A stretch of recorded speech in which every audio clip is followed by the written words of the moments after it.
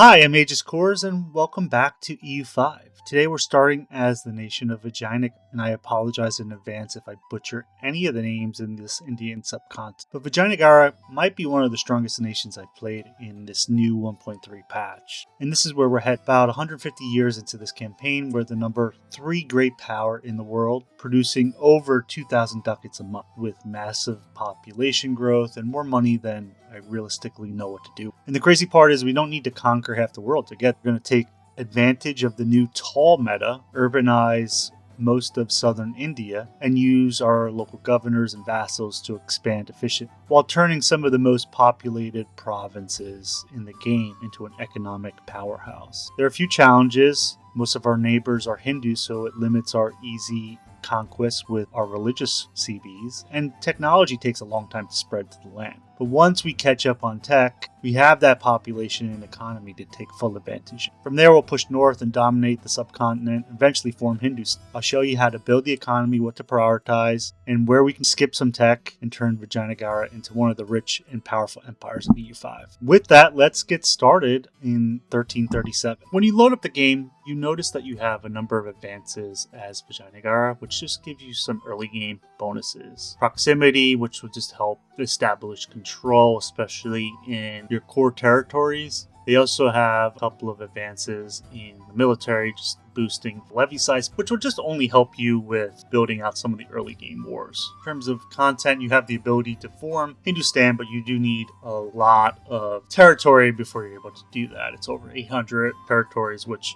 will be all of southern India, and then you have to take almost most of northern India as well. So it will be quite some time before you can get to that, and it will be a buildup of playing tall in the southern section of India before I expand in the 15th and 16th century into northern India. You start with a couple of territories that aren't your primary culture, so I just use my cabinet members to push towards my dominant culture, just so that I can get some core territories, because these adjacent provinces to your capital in Vijayanagar are going to be most valuable for the duration of the campaign. So I select the cabinet actions to assimilate, and then eventually we'll select the best cabinet members to push to that early game. When you look at rivals, you want to select the ones that will give you the strongest diplo reputation. So obviously Delhi is the key rival, Dival is the threatening rival, the only one to select at the early game. So I select them. They're going to eventually blow up with the opportunity to break away some of the nations. Bahaminis will become independent from them, and there's an event where you can become their vassal overlord. And then I select other nations. Kumar is just a way. I don't want to take other rivals on the subcontinent because I don't want to have to fight a large coalition. I select the agriculture from my cabinet just to boost some early game population. I boost the RGO of gold just so that you're able to mint a lot of income, just automate the minting process. I automate all of the other trade. I improve the clergy to 100%, so you're not getting any money from the clergy, but it just helps opinion. Eventually we'll get them to 100%, which will just boost your opportunity for research down the line. You only have one avatar to take, which is a flavor event in the Hindu religion, and you start off with your own religion in the Hindu sect, which you change. From the cabinet, I take common militias just to boost my levy, and everything be on your own. I do control over monetary policy for the burghers, urban development grants for rolling development, treasury rights as well. I'm selecting cabinet actions that push towards communal and conciliatory. Just communalism is the meta, and then conciliatory just helps with a lot of the aggressive expansion. It just reduces the impact there, especially as you're going to be going to a lot of early game wars and you don't want to fight any sort of unnecessary large coalition battles, which will just slow your progress down. You can see a lot of nations there are joining your branch of Hinduism. You can change that if you want. I just keep it in there as the same. You can see here, you can join a different branch of Hindu, which would cost a ton of stability. So it doesn't make sense to make that shift, but they each have their own advantages and bonuses and different avatars that they can select, which just helps with the boosting of members. You can see the different religions and how many members they have, and it changes based on those countries' opinions of you, and you're going to have reduced opinions all throughout the continent as you're waging war anyway, right? So you're not going to have a huge swarm of those religions, but as you start to build vassals, they'll join your religion, which will only help funnel more money into your country. In terms of the estates, like I mentioned before, conciliatory helps reduce the impact of antagonism. So all of the actions I took were to push towards that. It's still moving slowly in there, but we'll select more as we go through the campaign. In terms of the other values or societal values, I also have been pushing towards communalism. It's right now pushing towards traditional, which is fine early game. Eventually you want to move that towards capital economy for more of the late game, just to help boost your economy a little bit further. It's also pushing towards decentralization, which is fine, again, early game, especially if you want to play with some vassals, but you want more central, as it just allows you to have control, especially if you're going to be playing tall or wide in the region. You want to push towards innovative just to get some early game, or it makes more sense, especially since you're going to be well behind the Western world from tech as the ages slowly trickle into your region as it has to move from Europe through Egypt and then eventually through like Saudi Arabia into your country until you have the opportunity to have more diplomatic range. The first war you're going to eventually go in with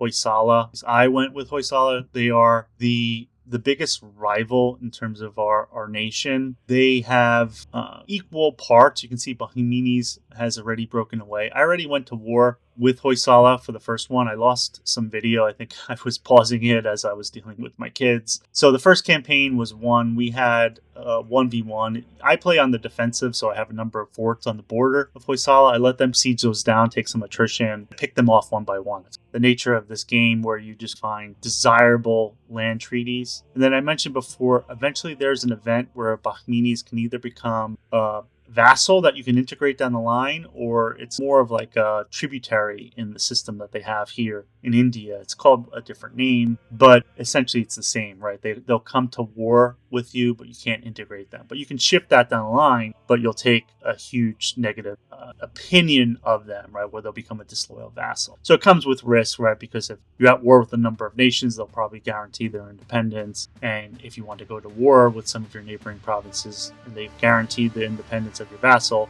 Bahmanis will come in the war against you. So it's a risk that you're going to have to take, but first I'll convert them and then I'll move forward with converting them to an integrated vassal that I can annex down the line. So that first war was simple enough. I waited for the cabinet action in the parliament that happens in 1339, went to war with them and was annexing the land. And then we skip ahead to 1357. My truce is just about to expire with Hoysala, and you can see my ally of Risharla is willing to join in the war. So between the two of us, we have a larger navy. And I've tried to recreate this with some of the saves that I created along the way, mainly because I lost like 3 hours worth of video, which I thought I was playing and was paused from a recording. But it was straightforward from a war. Let them siege down your capital, pick off some of their smaller stacks to whittle down their levy size before you kind of go in and invade their forts and provinces to gain the war score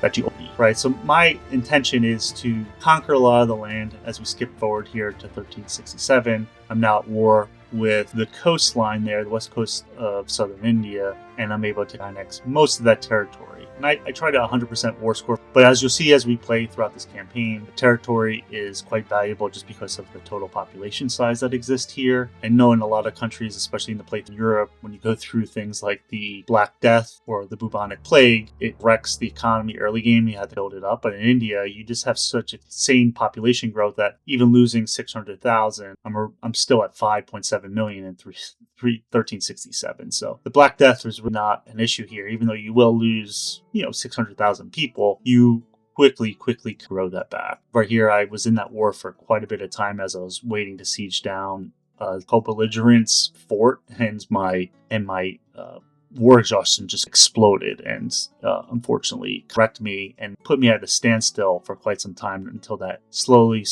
trickled down. So I just used the cabinet member to bring that down, and here we are, 1377, ready to go to war with Yada Bayara. I know what you're saying. Yada. Hey, just how do you say all these Indian countries so well? I know. Anyway, going to war with them, it's more about finding a lot of these opportunity battles. You have a number of nations that have built out some alliances, so you're trying to pick off some of your neighboring provinces to find wars that will be towards your advantage, right? So Yada Yada Yada has only 19,000 troops. They're calling in Goa and a couple of other nations. I don't take any land early game from like the non-co-belligerent countries just because it just spikes your antagonism. Once I get more in the late game, I'm not as worried about larger coalitions. But I annex them completely, and then you can break some alliances from some of those other nations so that they're easier to pick off in wars down the line. Take 100% of the territory that you're allowed to in the peace deal, which for that nation I was able to take all of it. And then you start to get to some of these events if you're not paying for stab and legitimacy. So I just make sure that I'm boosting stability and legitimacy so that I'm not getting a succession crisis or anything like that. But there's no need to pay for that all the way up to 100, especially early game, which just allows you to boost your economy more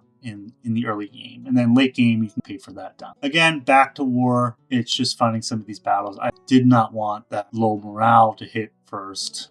So this one was more powerful loss than I needed. You can see I lost double the troops in that war. So even though I have more of the levies against them going in, that was a lot more painful than it needed to be. So Vinod taking out some of their troops there, ally in the war, getting it to a point where I can annex the territory. This one was a painful battle as well. And because I lost so many troops in here, ready player one eventually will clear on me in the moment of weakness. So it's something to be mindful of if you're taking some of these costly wars. And a lot of times you're so relying on levies in the beginning, you don't want to get caught into a situation where you're going to lose some of your troops. So siege things down.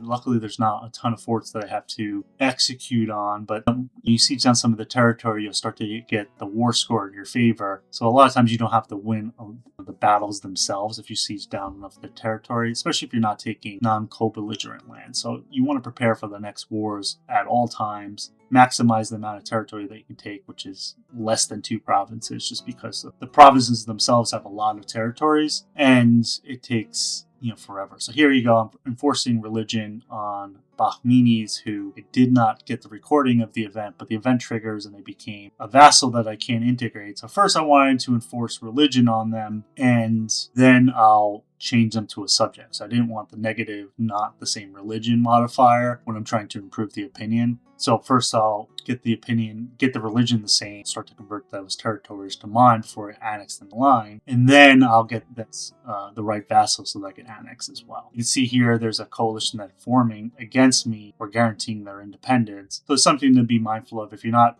timely on your peace truce treaty, you could have to fight them in a war if you're just trying to go to war with your neighbor. You see there, I was just trying to play some of the trade game just to see if I can push the institutions to my country, but I don't have the range to get to Egypt, which is the only nation that I have access to or can see on the map that has the Age 2 institutions spread to the lands. So you have to wait till you can get your diplomatic range, which is a tech advancement in Age 2, so it's like the catch-22. Like, how do you get the tech to spread to you if you don't have the diplo range? If the tech that you need to research is in Tech 2, so it's a frustrating part of the region. You can obviously build a strong economy, but the tech, you're always going to be playing catch up to the Western world. I'm ready to go back to war with some of the southern nations, and I was not timely on my peace truce with Hoysala for Third War, and now they're in the independence move against Bahmanis. So if I want to fight them, I'd have to fight the entire code. So not a desirable outcome, but if I fight a nation that is not in this movement, that coalition would then break. So it's just finding pockets of opportunities, improving relations with a lot of the nations that you don't intend to fight immediately so that they're not joining those independence wars against you. Because if they have high opinion, they're not taking the antagonism penalties, they're not taking any unnecessary risks. And I had an ally with Risharla. I broke that alliance, which allowed me to go to war with Reddy, and I can annex that territory and breaks that coalition that formed against me for at least temporarily. It seems like it reloads almost immediately each time, but at least they don't join that coalition. So as long as I'm timely on truce, I can go to war, back to war with Reddy without fighting my vassal down. So you have to play that game. of bouncing around, pinging around the different territories to ensure that you're not taking unnecessary. And Musa Reni or Musa Nuri is now my ally. I have an ally to the north, so I'm not at risk of having to fight them. I'm waiting to play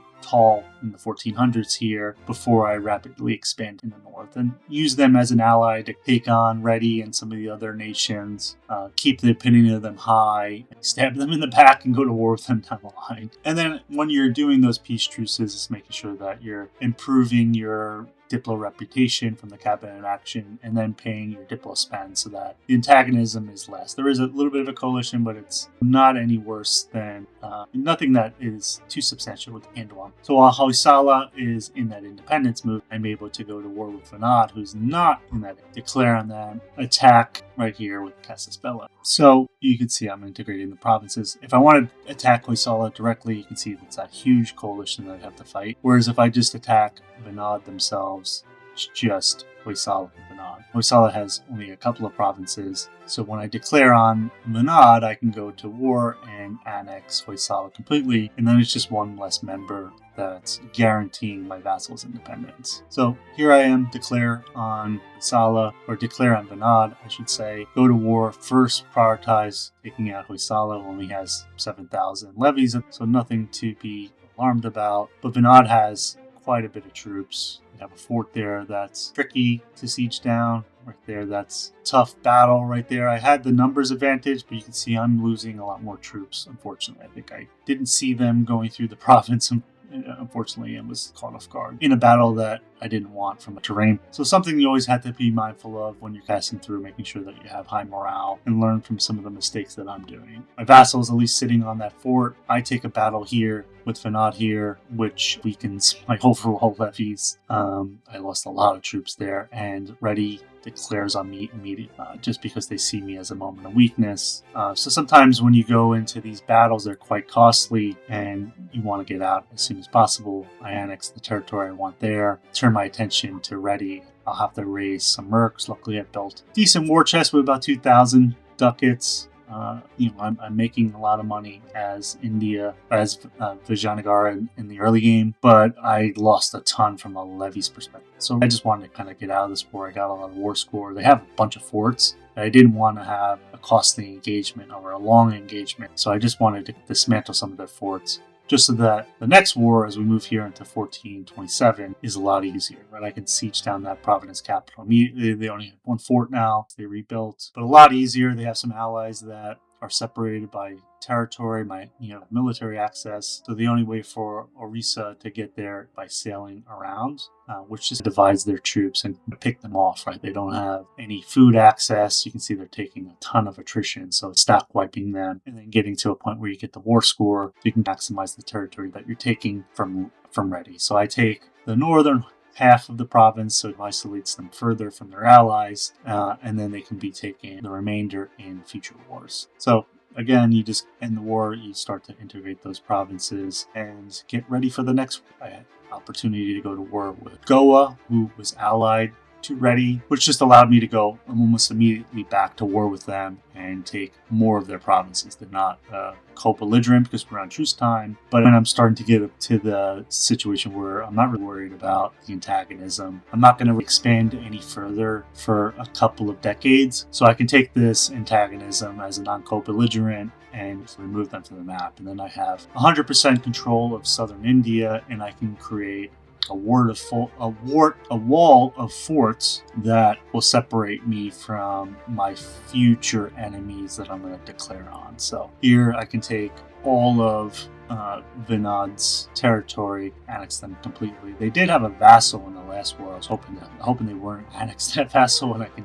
take them and get an extra vassal. But I started to create some vassals in the southern area just because I was getting on the far reaches in terms of what my local governors can push control. And it just allows them to kind of integrate those down the line, especially as I'm not going to be able to take full advantage of those territories for quite some time unless I built a governor down there, which I had other territories along the rivers that I prioritized for my governorships. And I go to war here with Sri Lanka, and easy enough, right? I outnumber them substantially. And I have no idea. I end up annexing them and then forming them into a vassal, but there wasn't an event or something that triggered that breaks away from me from somehow. It's not clear as to why they break away, but I annex them, and I know I don't have the naval governor that you get from the Third Age. Once you've researched that, you can build a naval governor and then you can take advantage of the lands. But you can see here they're yellow turned green for something. I had to go back to my record and be like, was there an event that I just didn't listen to, but they just broke away? That I'm not exactly sure how they did that. I've started to build a standing army with the Third Age tech. Still have to rely on levies for the short term, especially as some of these nations have substantial levies they can bring forward. Right there's like 70,000 troops. So I just want to make sure that I have levies and standing armies in support in this Third Age. And then once you start to get closer to the Fourth Age, you can almost exclusively rely on standing armies for the balance of the campaign. Right, and that just gets to the point where you're no longer sacrificing future economic growth by sending off your young boys to the slaughter and just relying on the professionals. But with the standing army there, you can see a decent stack wipe there. Lost the battle, but then I brought in the support. And because of the population size of my former ally, Musaniri, you can only take one province. I think I took less than one province there, but it does boost you from a population size, right? Now I'm over 14 million, and I am now the empire of Vijayanagar. So it becomes more of a rinse and repeat. Here we are invading in the north, right? We're now into the 1500s. I built my economy wide. It's like roads everywhere into the nation. Naval governors that are all throughout the land on the rivers, the many rivers that are throughout India. So you can get good control and snowball an economy and start to build out all of your RGOs and whatnot and take more and more land. Right now I can start to build vassals in the north, which will just help integrate some of those territories that I have. A block of power in the south, but it's going to be quite some time before I can do anything with the territory in the north, because you won't get a fourth governor into the Age 4 tech, right? So this territory will be more valuable with vassals that can feed money into you than I can do with myself. So create some vassals and then enable scooterage on them so that these nations can't march into my territory, my vassals' territory, and I can create like a wall in the north that they can't march through the territory, but I can. So you get to the outer stretches of what you can integrate yourself and make use of the territory. Then you just want to rely on early game vassals to help continue to play wider as the Vijayanagar Empire. Continue to be timely on your truces, right, as you use parliaments and emergency parliaments to ensure that you always have a casus belli ready, go to war with all of your neighboring nations, especially if you want to get to forming Hindustan, which is over 800 provinces or 800 territories that you need in total. But as I start to build more and more of those vassals and then integrate those vassals once I push further and further north within the territories and the countries themselves, you can continuously rinse and repeat where you're annexing annexing vassals and then pushing the boundaries further north with new vassals, right? So build forts everywhere along your immediate borders so that they're not like marching around your territory, wrecking your control territories and economy on the peace truce time, which is usually 5 to 11 years, depending on the battles themselves. I'm getting a little bit more bullish where I'm taking territory from everybody that I'm fighting in the war now, right? As I'm moving into the 1500s, the antagonism is no longer the issue it once was, and you can only take a handful of provinces, right? So if I intended to play this into the 1800s, I can just do one country at a time. But I wanted to conclude the campaign in the 1600s, especially now as we're moving into Age Tech 5. And I just select military. It has a couple of advances that appeal towards me, especially the sieging territories, because I'm going to be going war after war, fort after fort, and I don't want to attrition myself to death. So having the military advancements, it just seems to make the most sense for me. I think economically, probably admin was better, but I'm doing so well economically anyway. You can see here I have 100k. I can raise standing armies substantially now. I can raise a ton of mercs, so I'm not even relying on my levies in the future. I think I have a levy there just because Orissa sailed a bunch of troops over into my border, so I just raised my levies because I was more concentrated in other territories. But as I start to build out my naval game, I'll be able to ward off any invasions in the future. It's a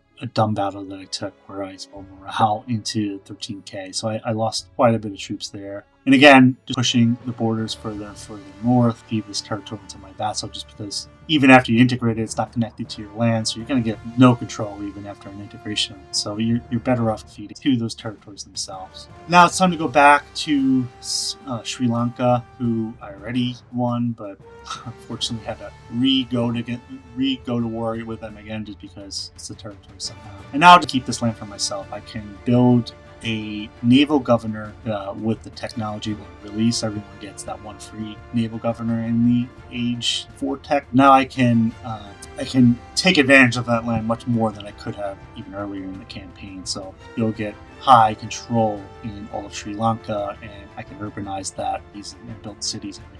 The beauty of playing in India is you never have to use the cabinet in action of population migration. Everywhere has over 30,000 population, so it's just a matter of clicking a button and making everything a city, unless it has a valuable rare mineral. And because of the Bund research tech, you can urbanize everywhere and not have to worry about food production because the Bund can be built in all your cities, and you never have to. So you don't have to worry about money, you don't have to worry about food. The only thing to worry about is spreading the tech to you. And everyone else is in that same boat in India. So you get no real threat to go to war with somebody that's advanced in tech, unless you try to invade Egypt. Now it's time to go to war with the Maldives, right? They have a couple of territories there, just more territory that I'll need in order to form Hindustan. They had no levies whatsoever, so I invaded quickly with my ships, and you'll go to war with all these nations a number of times. Now I'm at war with Jalor, and it's just they can't march through my vassals' territories, and I just go through.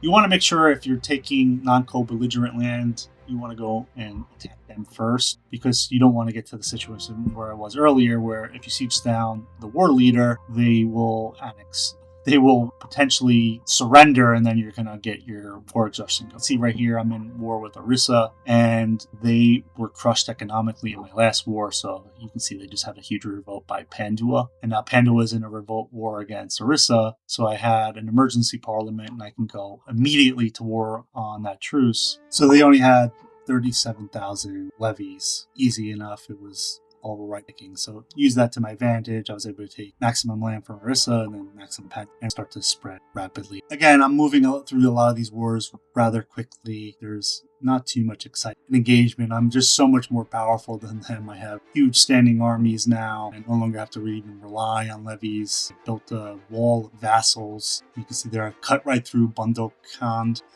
where I've split their country into two, which will just limit their control down the line. And it also allows me to invade those countries without having their allies storming around my country or potentially making me have to siege down forts or what have you, right? So it's my way of stopping and controlling and funneling my enemies into where I want to pick and choose to fight them. So again, it's not a lot of territory you can take in some of these, especially in Parliament CVs is limited. So I'm hoping that when they start to boost some of the flavor for India, they have more unique advances where you can take more territory through different peace truces, similar to what they did in Byzantium, right? Where they strong peace truces where if you want to form Hindustan or India, there's flavor and events that allow you to take more territory. Otherwise, it's just very, very slow trekking going through these territories when you're only able to take 6 or 8 provinces from a particular country. Again, I'm now trying to take territory from every country I'm at war with now. I have land that is part of Hindustan. We have land that's over in Southeast Asia or Persia, I'm not necessarily worried about. But as you build forts that kind of surround your country, you're blocking any of these enemies from entering your territory. They're sieging down forts, they're taking a ton of attrition. And because of my large standing army with huge stacks of cannons now, I'm able to siege down their forts quickly. They can't siege down my level 2 forts at all. Palestinians. Much more powerful, and they don't have level 1 forts because their tech advancements are much slower than I am. So I have a more powerful army. Jalore still has some territory in the Hindustan region, so it's just maximizing, being timely on peace truces, taking all of the land in northern Italy and northern India, in the Delhi region, right, where you're constantly in a war. This war here is religion, so I was able to use the religious CB. I didn't have to rely on the parliament. So it's just trying to find those wars, what's going to be most advantaged, which unfortunately Parliament was the only option from a CB. All of the Hindu nations, unless they rivaled you and you can get that destroy end. But now I'm so much more powerful. There's not a nation here that's rival. I'm not a available rival to them. But destroy religious CB to take here, annex further territory, and maximize the total amount of territory them and from their allies themselves. Continue to push the borders. Now all this territory is funneling into myself. All those vassals I had, I've begun annexing, creating new ones, and pushing my borders further north right here. As we move into the 1600s, I'm getting closer to the total requirement of provinces, which is like 860 something in order to form Hindustan. And we're getting closer and closer to that. Jalore, I've completely pushed out of Hindustan from the coast of my country. I have one territory left, so I have to have one of them to completely eliminate them. But Persia's starting to join a coalition against me, so I want to make sure that all along my western border, probably have more forts than I need from the territories there, but I just want to make sure that they're not coming sieging any territories and stealing money from me or what have you. Even though money's not an object, right? I'm at 140K. I don't even spend money on upgrading some of the buildings as I research new tech. There's new advances to like build up your tanneries or build up your breweries to the next level. You have a war chest that you're constantly building, and you have roads everywhere. Like there's only so much you can spend money on when you get to this stage of the game, because you've built universities everywhere, libraries everywhere, roads everywhere, bridges.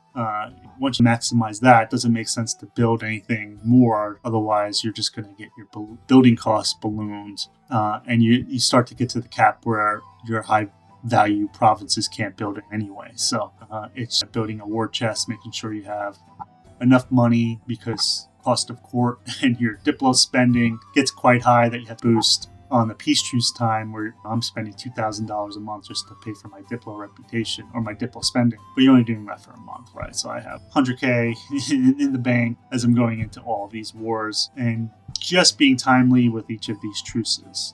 In this final war with Bungdo Tand, and I was able to take the required provinces, 861, I get 874. Still some territory in India, but the goal of the campaign was to form Hindustan, or the Bhakrati Empire, and I accomplished that. I can push the borders further, but it is slow trekking. It is slow expansion just because of the total provinces you can take and the total population. I have a country of almost 80 million as it is now, and that's just going to continue. Minting, I'm making 2,200 a month just from minting alone. 25,000 GDP. I'm a military, economic, and cultural leader. I could easily become the naval hegemon. Diplo, a little further down below reputation, but I could have the hegemon of all but Diplo easily. But there's no real point to boosting the naval to compete with the Ottomans there, just because there's nobody in my area that can compete on a naval. I am only using my naval to